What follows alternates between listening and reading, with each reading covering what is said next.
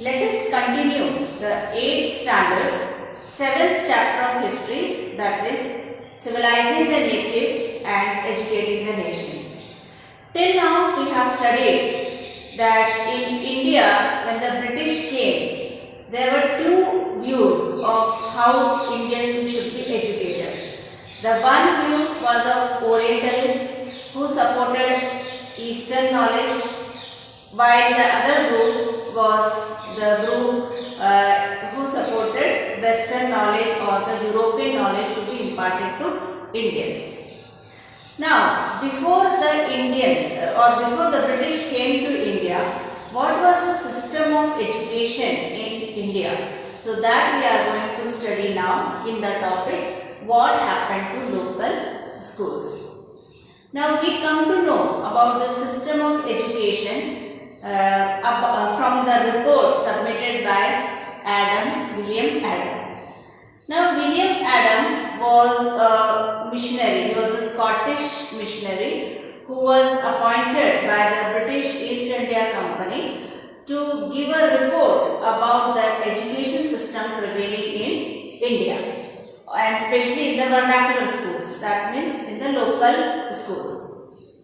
So in 1830s, William Adam, a Scottish missionary, he toured the districts of Bengal and Bihar, and he was asked by the company to submit the report about the progress of education in the vernacular schools. So he submitted the report, and in that report he mentioned that there are almost 1 lakh pathshalas, that means schools, all over Bihar and Bengal. But all these schools are very small schools where number of children are very less. No school has more than 20 children.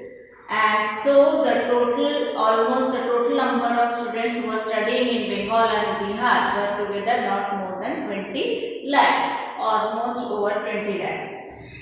Now these schools were set up by some wealthy people in some areas. In some areas these schools were set up by the local community, and in some areas these schools were set up by the teacher or the guru themselves. But the system which we see now about a school and the system which prevailed in the pre-British period was not the same. The school system was very flexible in the pre-British period. Like there were no fixed fee. So children can pay the fees according to their financial capabilities. Then there were no printed books. Oral transmission of knowledge was done. No separate school buildings were there. All the children used to sit at a particular place. No benches, no chairs. Children used to sit under the banyan tree or on the ground.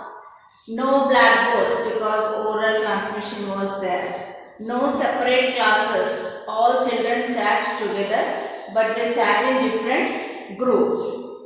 A particular age group or a particular level of learning children will sit in one group. In this way, different groups were there. No roll call registers, no attendance was taken, no annual examination was taken, and no regular timetable was there. So everything was flexible. So many times the schools were held under the banyan tree because there was no school building, or it was held in the corner of a shop or a temple, or sometimes the schools were held in the guru's home also. Then fee was not fixed. The parents can pay the fee according to their income. Then oral teaching was done. Guru can decide what to teach, and Guru taught according to the needs of the children. So in one area all different groups of children sat, and different groups were taught differently according to their needs. When all sat together in one place, Guru interacted separately with groups of children with different levels of learning.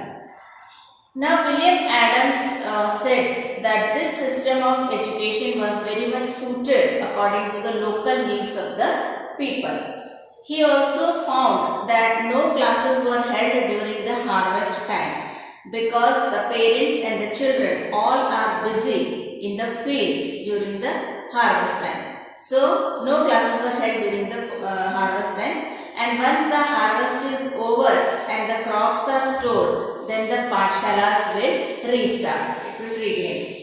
So that the children of the peasant family can also attend the schools. So needs of all the children were taken care of. So this was a flexible system of school in pre-British period.